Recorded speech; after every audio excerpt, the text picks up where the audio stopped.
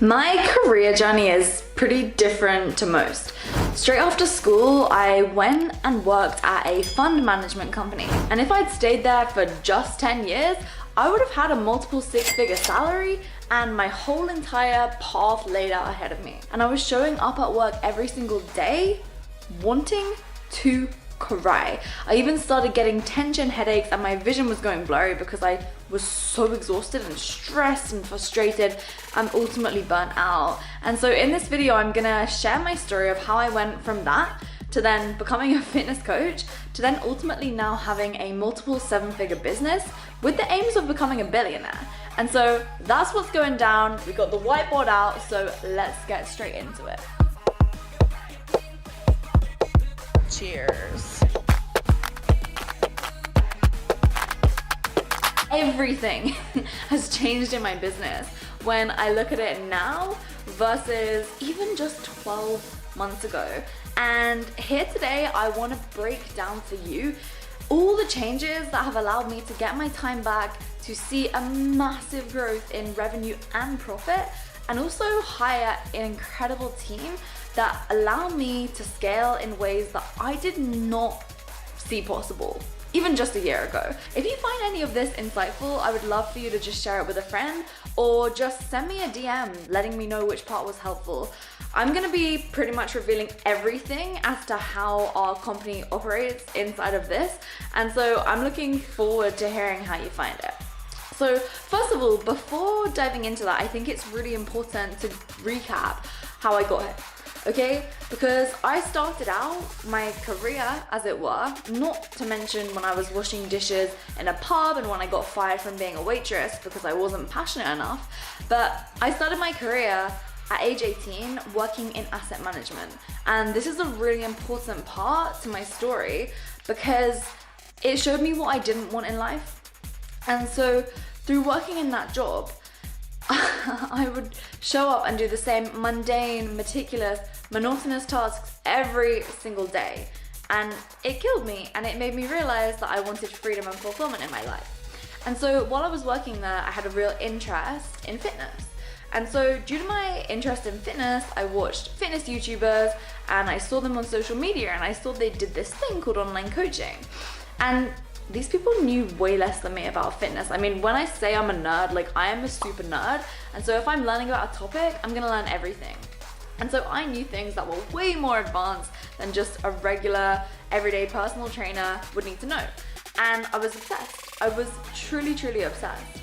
And so I thought, well, if they can do it, so can I.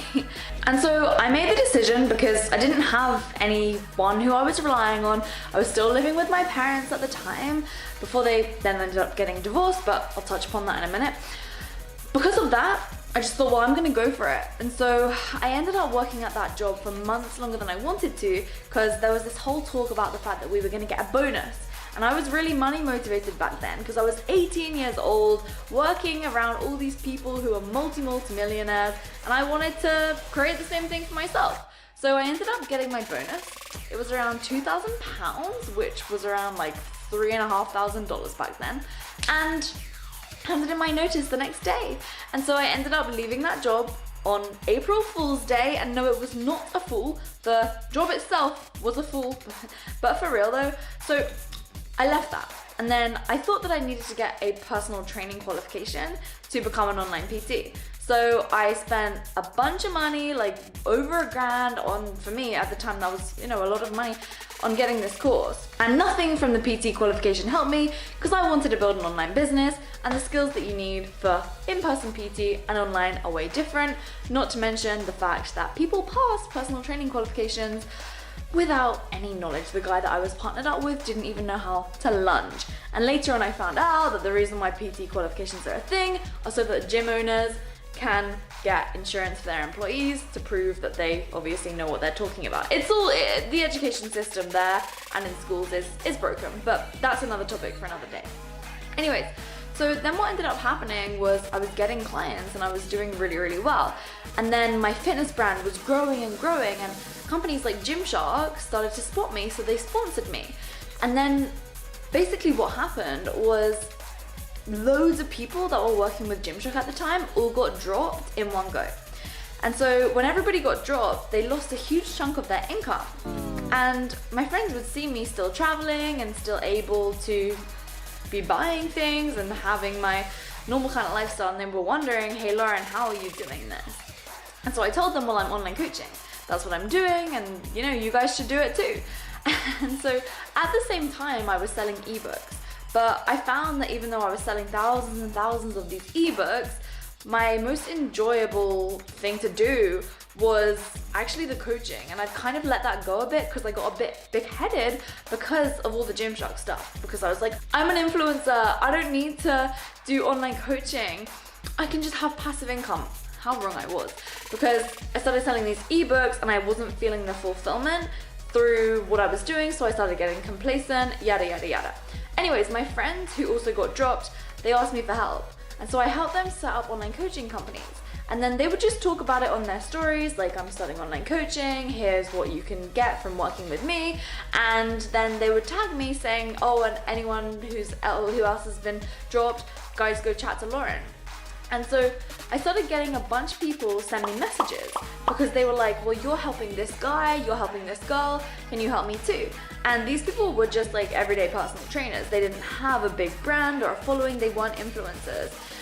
And so I was like, huh, this is really, really interesting. And by the way, the reason why this whole recap is gonna be relevant is because it's gonna come a lot into the before versus the now that I'm gonna be going into in my next YouTube video. So make sure that you've hit subscribe.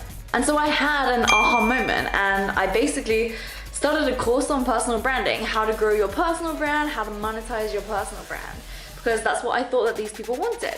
And so people were buying it and it was doing well. It was a course for $997 and yeah, it was great. But then I noticed that all of my clients, my customers who were purchasing it, they were all investing in this program because they wanted to grow their coaching companies. And so that triggered a huge light bulb moment for me because I realized that I should help fitness coaches grow their business. I'd already done it for these influencers, so why not do it for anyone who wants an online coaching company in the fitness industry? And so I had this personal branding course and then this course which would help people grow their fitness coaching businesses as an online business. And the problem was that people were so confused about which program to join. They wanted to build a personal brand and they also wanted to grow their fitness coaching business, but they didn't want to buy both of them. And simultaneously, these courses had quite a lot of overlap as well. Not only that, but I had people who wanted to do the online coaching course, but they weren't fitness coaches, so they didn't want to join. And even when I told them, yeah, it doesn't matter, you don't need to be a fitness coach, this stuff applies to any coaches, they kind of just didn't like the idea of that because it felt like they'd be a black sheep. And so I decided to take on all this feedback and combine the two. And so I had a course on how to grow an online coaching business. And at the same time, I was dabbling with some high ticket mentorship stuff with influencers still. And so I was like, okay, this is great, people were buying it, people were loving it, but I would go into the back end of their portal and see that they'd only completed like 33% of the course.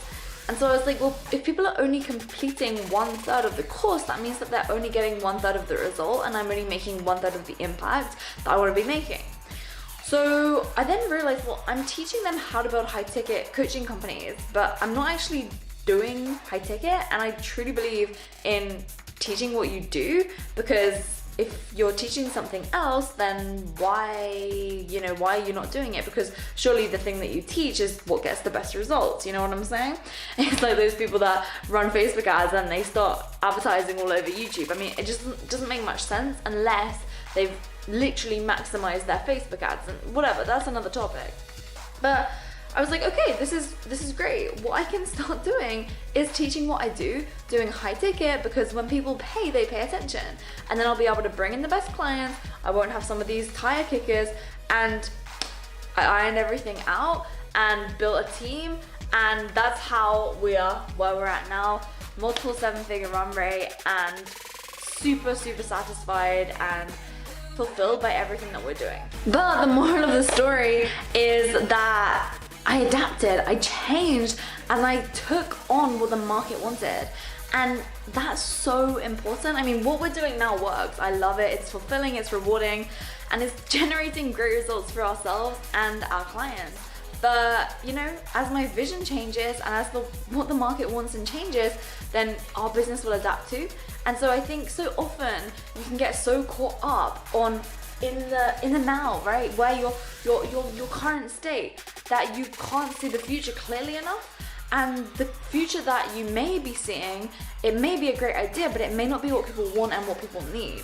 And so, you know, this is just the product side of how the business has changed. If I was to speak about all of my freebies and lead generation magnets and all of my stuff when it comes to the sales side, we would literally be here all day. But I overcomplicated things for so long. In this before state, everything was overcomplicated. And it was particularly due to one team member. And this particular team member I actually fired when I made that initial switch from courses to high ticket. But they seemed like they changed. And kind of like going back to an ex, I ended up rehiring him around 8 to 9 months later because I thought he seemed like he had changed, right? And so, look, that was a huge lesson telling me, Lauren, don't get back with your ex, they never change. So anyway, I wanna look at the before versus the now so that I can help you not make the mistakes that I made for so long. And I'll probably be able to record this video again in another year. Because guess what? Things change, business changes, and that's why I'm really excited by this. So the moral of the story is that adaptation is everything. What you're doing right now probably isn't gonna be what you're doing in 5 years' time. And that's the beauty about it.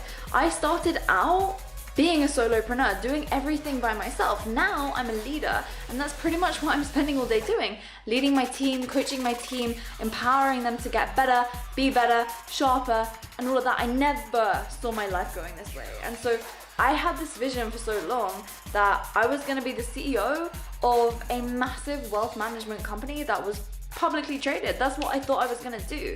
And if I'd have been so attached to that vision, I would have lost myself in the process of getting there. Because I did for a period of time. When I came home from my job in investment management, my parents would say to me, you are not the Lauren that we used to know.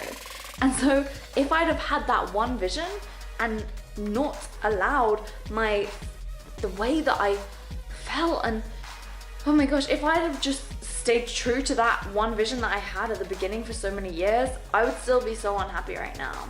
And I truly believe that if you're feeling like something is terrible, like you hate it, like it's draining your energy, whether it's in a relationship, whether it's in work and business, whether it's in, you know, when it comes to your health and how your body's feeling, that's because it's out of alignment with the type of person that you ultimately want to become.